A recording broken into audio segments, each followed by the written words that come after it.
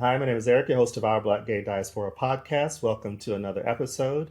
Today I am joined by Paulo Saka. Apologies if I'm not saying that correctly. I should have asked you beforehand. Paulo joins me from Stockholm, Sweden. Paulo works for Spotify as a senior content programming manager, and he's a writer for Krull Magazine, a quote, creative digital platform and the preeminent lifestyle publication for Black culture in Stockholm, Sweden, end quote. That was founded by its creative director, Andrea Davis Kronlund.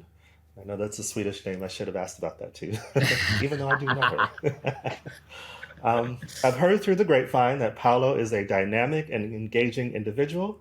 So I look forward to learning more about Paulo, who he is as a Black gay professional in Stockholm, Sweden. Hey, Paulo, and welcome. How are you?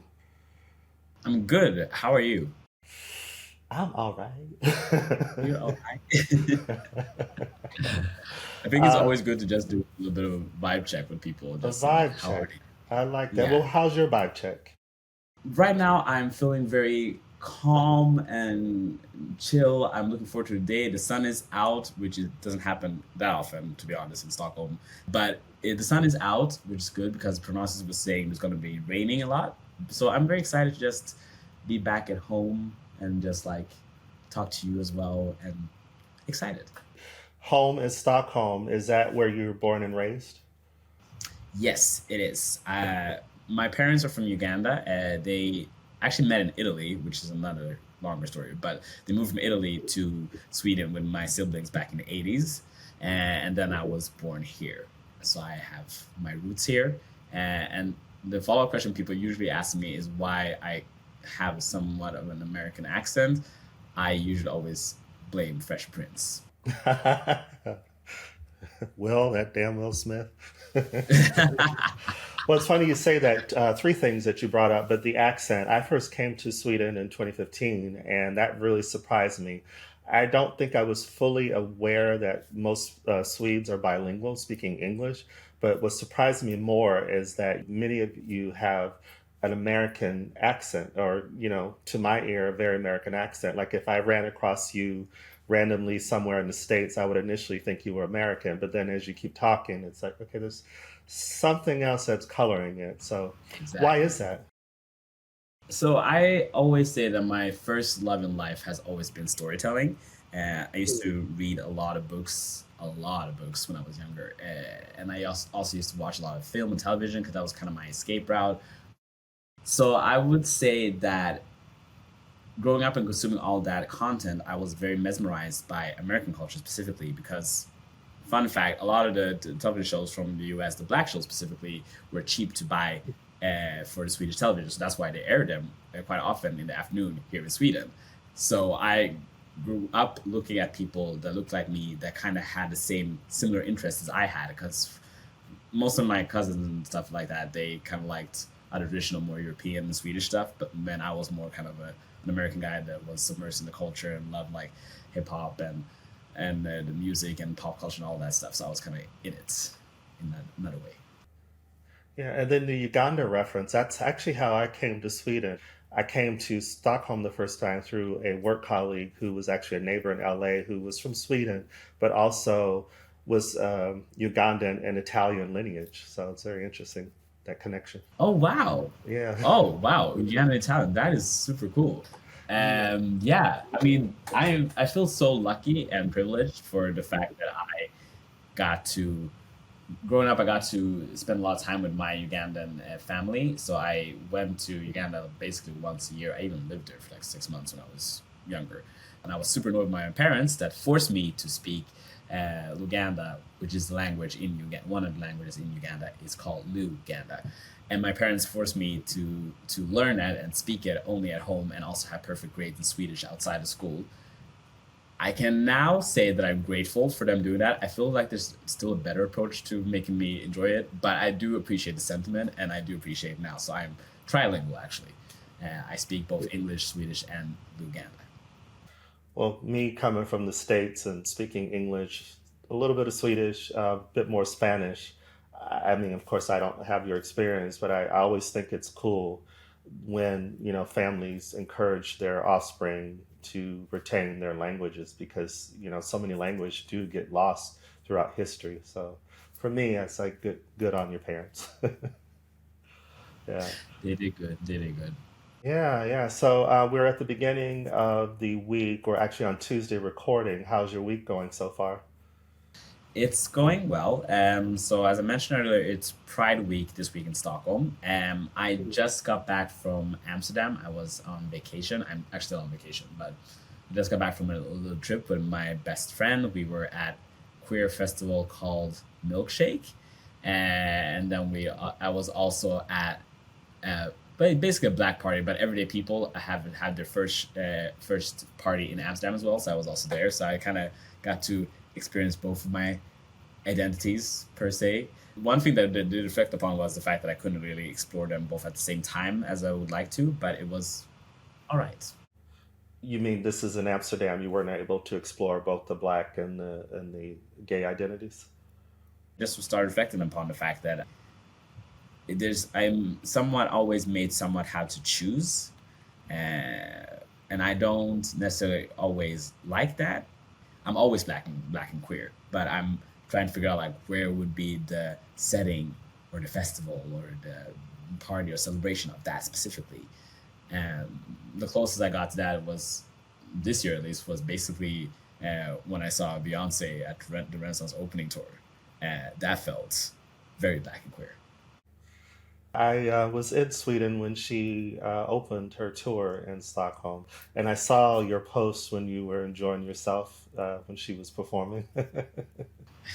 Yeah, Yeah. yeah. So how was that experience for you? Okay, I am just gonna put out that I'm coming out as a full member of the Beehive. I it was honestly transcendent. It kind of inspired me and on the trajectory I'm on right now. Seeing her perform all these songs and using these black queer voices. I don't know why I was surprised, but I was still surprised. I don't know why I was surprised, but I was still surprised of how queer the album was and all the references. And I can nerd out of sometimes, and I have like a lot of just information in my head. And I was honestly taken aback when I first heard the album, and I had it on repeat since it was released. Basically, I remember getting to the arena and just being grateful for what was about to happen. But then I actually got to see her, and for the first time in a long time, I just felt very seen and free, just liberated. And I could celebrate being black, and I could celebrate being queer, and I could shake my ass, and I could talk about religious stuff. Even, I mean, I love church girl because I used to be the church boy. I used to go to church and sing in the choir and being all that stuff, and just celebrating all that's those parts of me that I have that have shaped who I am today. It was amazing, and that set me off on a trajectory where I'm right now feeling very in love with the life I'm living right now. I listened to that album. I was like, this is speaking our language, and not just gay, but black, queer. Some of the stuff I can't even put into words. The production and everything that she did with it. I think you have to be fully black and gay to really get it. I just feel like it was so surprising. It wasn't that surprising, but it was just surprising that she went so full hard in. And then when I also saw all the queer dancers, point of this tour is basically to celebrate. We've been locked out. We've been through a pandemic. We've been through Black Lives Matter, and we're still going through. We're also going to go through it. But all that happened with uprisings. We need to just like have fun and to be able to celebrate all that we are. I felt so moved and so seen, and I realized that I rarely feel that seen these days, in that sense, like for my full identity, for all that I am, and I especially love that a lot of people are introduced to this as well, and kind of like, and like, oh shit, this exists. I'm like, yes, welcome, enjoy. I like that. Yeah. Yeah. Well, if we could backtrack a little in time, because you mentioned Mhm. Black Lives Matter, and I was, because of the pandemic, I was in Stockholm for a period of 9 months at one time. I was there when that public murder happened in the United States. That event, which, of course, affected us all globally, I was in Stockholm, and I just by chance was out when the march happened. And that really opened my eyes to what a lot of people of color experience in Sweden and Europe in general with as we know, racism and prejudices and discrimination. How was that for you, that experience, that happening in your home country? I've never had any illusions of what country I live in and how horrible people can be, honestly. I wasn't surprised when people started reacting. I wasn't even surprised by the backlash. I remember looking around me and people wanting to ask me questions like, how are you doing? And trying to figure out like how to be a good ally. I did try to educate, and because I realized there was an opportunity to get people to understand and to do something real. But I also had been here long enough to see that stuff like this tend to happen, and then people settle in and kind of, well, not forget, but they kind of do stuff like in a moment, and then they kind of leave it. It's 2023. I'm just looking at a bunch of companies and all the people that promised to X, Y, and Z back in 2020 and 2021. Nothing's happening in most cases. In some cases, they're just like, oh, we can shift the strategy because now we're also in an economic downturn. It's not really good for the brand to focus on diversity issues. You can just focus on the money makers instead, which I get from a capitalist standpoint. But it's just like, and that's what I kind of expected was going to happen, and that happened. What really made me mostly sad was having my elders being under so much pressure and scrutiny to educate and be like the perfect model person for the masses. And I don't feel like everyone felt equipped to do that, or I don't feel like everyone should have been asked to do that either, because there's a lot of pressure to hand to people, especially people dealing with fresh trauma and just now understanding their place in the world, understanding that they could have been the same person, that they could have been them. Thank you for that. One thing I've always appreciated about being black and queer is the fact that it's allowed me to see so many different walks of life and interact with so many different types of people. I can empathize a lot better with a lot of people and just understand where they come from. I don't agree with most people, but I understand where they're coming from. We should talk about this because it's a global problem, not just a problem that affects the Americas. Even when we released the Afrophobia report that says like black people that are more educated than are still going to get less paid than the white counterparts that have less education, all that stuff. When I read the report, I wasn't shocked. I was just shocked how many people didn't realize that was actually an actual thing. And but I did use that as an argument because I was kind of like, people need to understand that I will probably most days work twice as hard as my counterparts, but I will still get paid less. And it's not because anyone is directly thinking about it that way. There's many reasons. Usually, they have many explanations for that. But when it comes down to it, when you look at it, it is a noticeable trend. So you work at Spotify. I mentioned that in the intro. Can you explain what your role is? Yes. My official title is Senior Content Programming Manager, but philosophically, I work with helping the right content to be delivered to the right user at the right time. But I also have like the internal title as a podcast editor, audio development manager. I have a lot of different titles, but I work with R&D teams to help them develop the podcast experience on the app. And I also work with content in a way that I analyze user behavior and data to help make informed decision about original content, but also help other creators, mid-sized creators, to develop their own podcasts, because I listen to all of the podcasts in my market, and I also figure out like what podcast suits which type of user and why they like those podcasts. So I usually tell people, and I feel like I can say that with confidence, that I'm the person who listens to most podcasts in Scandinavia and most different languages, and also has the most data insights living in my head, just based on I'm very curious by nature, and I like doing that kind of stuff. And that's why I call myself also sometimes a podcast expert, because I listen to all of Oh, I'm nervous now. it. You shouldn't be. You're doing fine.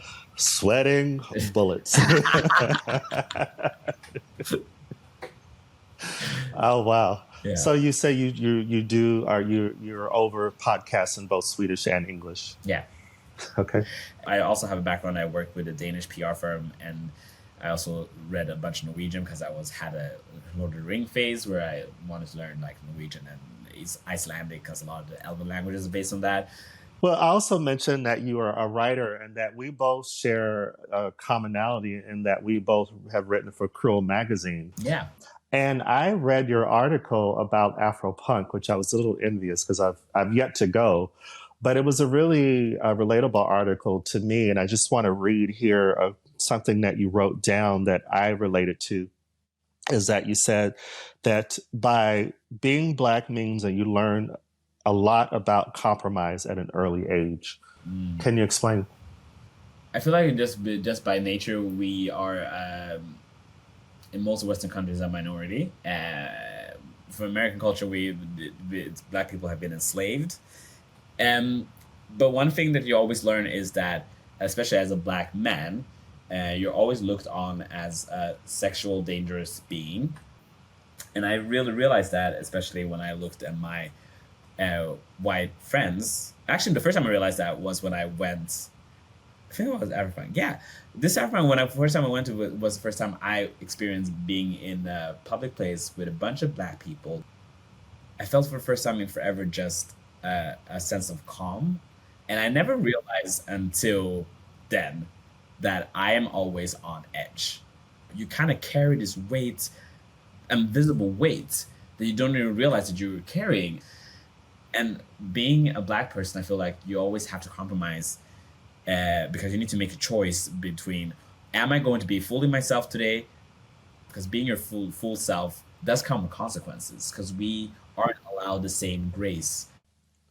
No, I agree. I described it once to someone. It's like you walk into your local cafe and, my peripheral notices that this table just stared at me and they're still staring at me.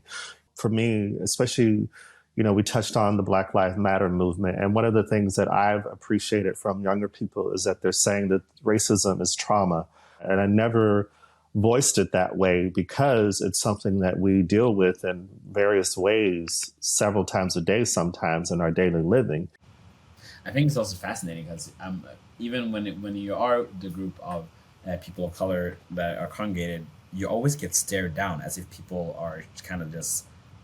I feel like there's a afraid of what's going to happen. I'm kind of like, do you expect just like someone to take over? Is that an actual? And I think it's actually an actual fear, because I do read a lot of like what I like to call Sverigevänner, basically Swedish friends that kind of want to defend the Swedish nationalism, and they always kind of complain that people of color are stealing their jobs, or that we are supposed to be lazy. That I feel like that kind of feeling is more pervasive than people assume it to be, because most of my friends are people of color. I notice that people are watching us. They're watching us, even though we are usually a group of like maybe 5-6 people. We might laugh a little bit, might be loud in laughter, but even when we just calmly just say nothing, people stare. I don't think they consciously think about it, but I do think that it's this instinctive fear that at some point we're gonna take over. That is a part of European history, European colonialism. These countries go to these other parts of the world and invade and take over. Yeah. So it's like that fear, I guess, of someone's going to do that to us, especially the people that we overtook. Yep. You're aware of being watched, but when I've tried to explain that to non-Black people, they don't say it, but they kind of give you my perception is you're being paranoid. But I agree with you. Like, I remember it was a cafe and I literally saw 2 tables. I was the only Black person in there, just followed the whole time. But I was also conscious too that my friends were completely oblivious to it. Yeah. That's the thing. I think you, as a Black person, you grow up also kind of hyper aware of when people are watching you. You kind of know when people are watching you. And I used to think that was paranoid. It's just in my head. It's just in my head. It's just in my head. Because again, I grew up in Sweden. I was taught when I was younger that seeing race is a bad thing, or even acknowledging the fact that people are treating me differently because of my blackness was also deemed racist because they don't see color. So that's why am I being racist and talking about color? And I was kind of like, I also had to deprogram myself from that. I'm not being paranoid, and I even at some point just like started looking back at people, be like, "Do you want something?" And they're like, "No, no, no, no, no, just got stuck on you." Just started watching. Sorry, I didn't think about it. Just my face. I kind of like, sure, okay. And the more I started doing a little bit more of that, the more I realized that it's not all in my head, and I'm trusting more on my gut. Here we are. We all go through that, I think, in our own ways. I forgot to mention the name, two things. Krull Magazine is Krull, and I want to make sure that people do read your article. It's called Afropunk, period, confidence, period, pride, period, love. And you also mentioned the fashion that goes on at Afropunk. And you wrote in there about that and you shared your experiences with that. But I wanted to ask you, how was it for you seeing Black people who showcase the more alternative ways that we can express ourselves and how we look? I loved it so much. It opened up so much for me in the sense of like I started to visualize an Afrofuturistic future where myself and I could express myself creatively, much more creatively, and be like more free in my own body and my own space. I believe that having those expressions visible and seeing them up close and personal inspires fantasy and allows you to dream bigger, dream Mm-hmm. wider. Because I feel like being Black is the best thing ever. I wouldn't trade it for anything in the world, to be honest. It also comes with some drawbacks that you're not allowed to be as creative as you'd like to. You have to always play it safe in a lot of instances to just make sure that you're able to survive. Some of us do get to climb out of those boxes and do fun, creative, cool stuff. And I think that is an inspiration that we need to keep on showing the younger generations. I have 12 nieces and nephews. The youngest are like 4 months old. The oldest are turning 13. And I never realized until a couple of years ago how important it is for me to fully embrace who I am, and in order for them to be have something to aspire to. Like just the other day, one of my nieces was kind of like, she was kind of like, "Oh, I love watching you perform, Uncle Paulo, because you have so many fun clothes and outfits, and I would like to use some of those colors." And I was kind of realized when I was thinking about it, like who was my inspiration when I was younger. I remember Michael Jackson being a thing. I remember just watching all these incredible artists, Tina Turner, Prince, the fashions. It was such an amazing thing. And it allowed me to dream and think bigger and allowed me to be creative and do creative stuff. I was determined to become a journalist and work in with communications. I thought that was so much more fun for me to have the storytelling aspect. Thankfully, I managed to make that into an actual career and make sure that I could pay my bills and all that stuff. But if I hadn't been inspired and then be allowed to dream, and I think that's what Afropunk and all this stuff does, it allows you to dream bigger, to think creatively, to allow yourself the space to just go after your passions, wants, and needs. I think fashion can be aspirational, but I can also think it's very inspirational to give you the sense that there's more out there, that you don't have to be defined by what you're wearing. It can also be an expression of who you are.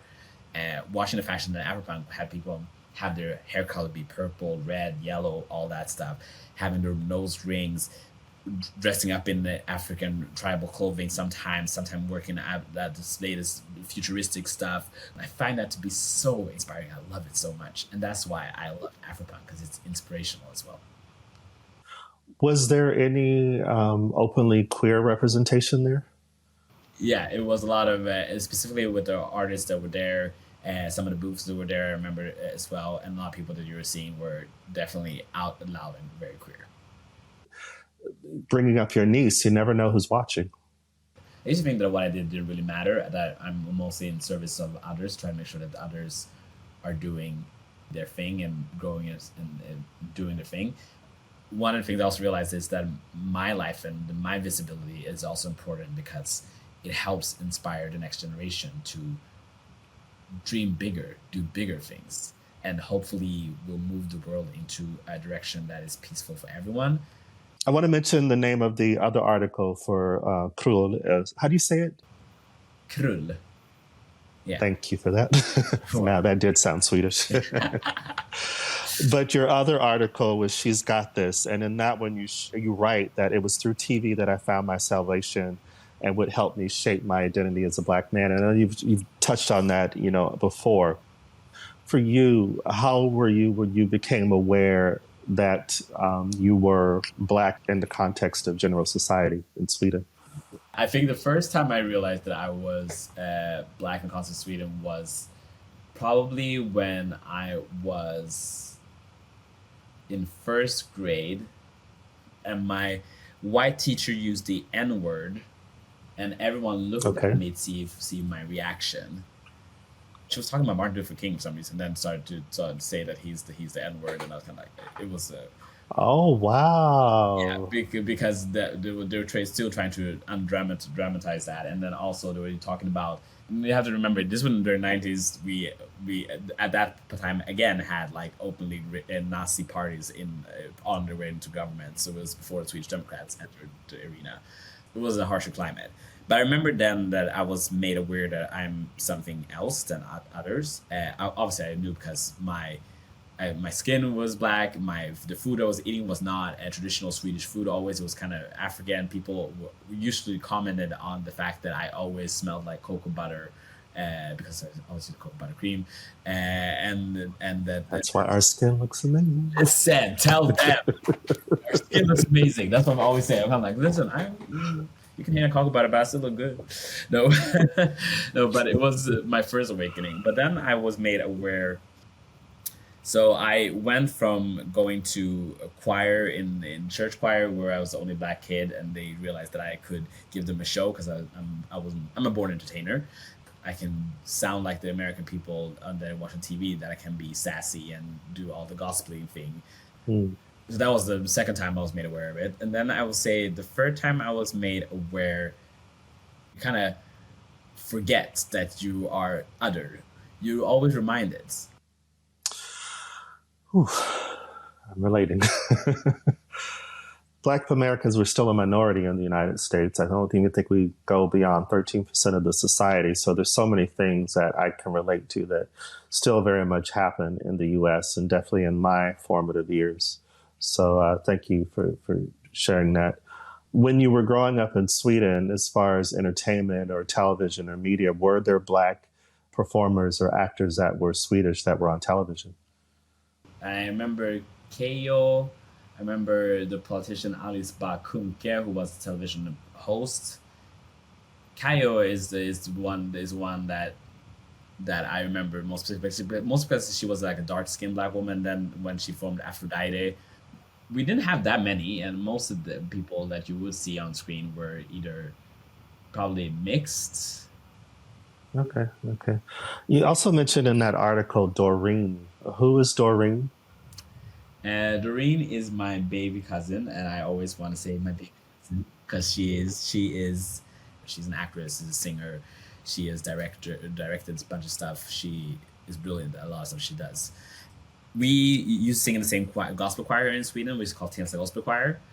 I remember she reminded me of Aunt Viv, and I wanted to, because we were singing at Allsång på Skansen, which is like this sort of review show where everyone gets to, you have a bunch of artists come up on stage in a huge park, and Doreen was tasked with singing this solo song, being the lead, and we were supposed to back her up, and she was a little bit nervous before that, but then I remember watching her go on the stage, and because as many, I feel like especially Black women know, sometimes you don't have a choice. You just got to do what you got to do and make it work.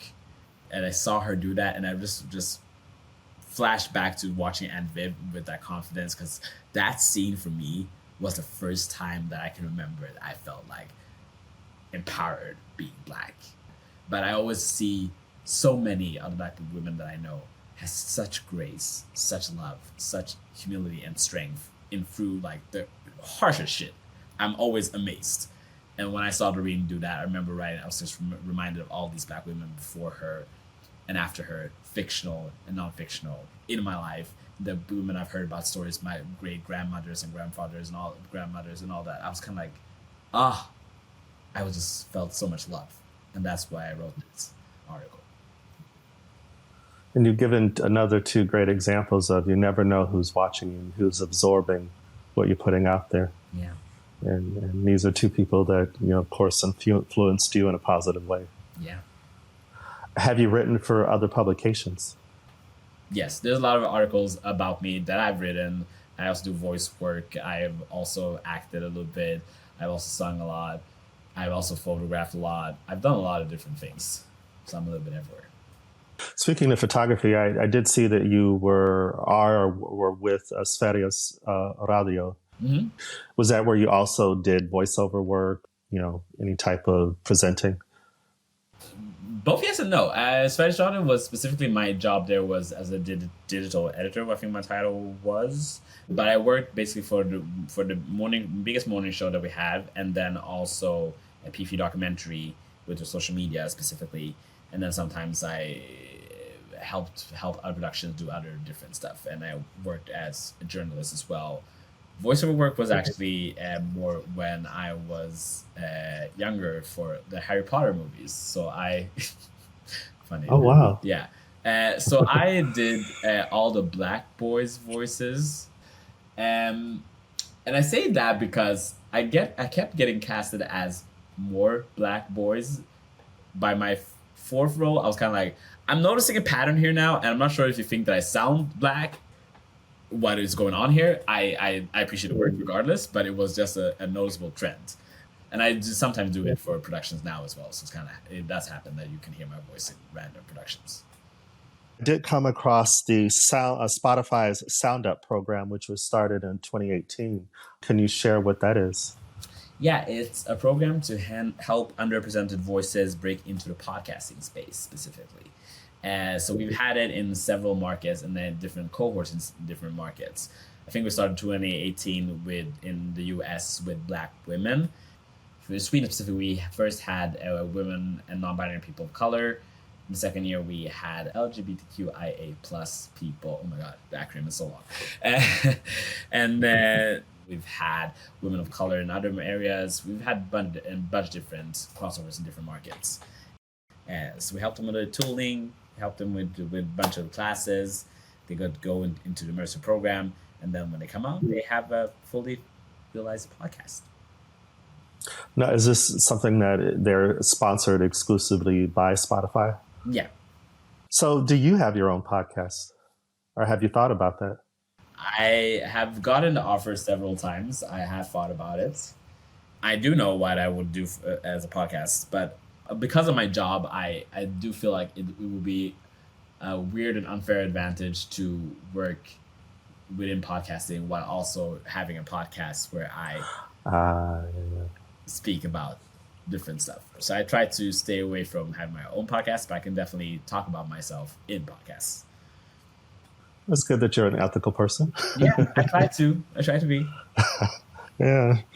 Touched on, of course, we've shared a bit about being Black in Sweden and just in general. But for yourself as a gay man, when did you become aware of that part of yourself? I would say I probably always knew, but I couldn't put my finger on it. And even when people kept trying to subtly coax me out of the closet and call me gay and all that stuff, I couldn't really relate to that because I was looking at boys and I felt nothing. And it wasn't until I turned 16 that I fell in love with a guy in my class, this nerdy little Kurdish boy that he loved Dungeons and Dragons. So I explored a lot for a couple of years. And then I settled into my ever-evolving identity. I actually use the word queer about myself most of the times because I see sexuality for me is more of a spectrum. I wouldn't necessarily say that I am completely gay, but I was made aware of it when I was 16, and then I came out mostly publicly a couple of years ago, where I am very open and transparent about talking about it. Is it okay to ask how's your relationship with your network, like your family today? I have my siblings. I hang out with them a lot, and my niece and nephews. So it's very, very good. I'm good.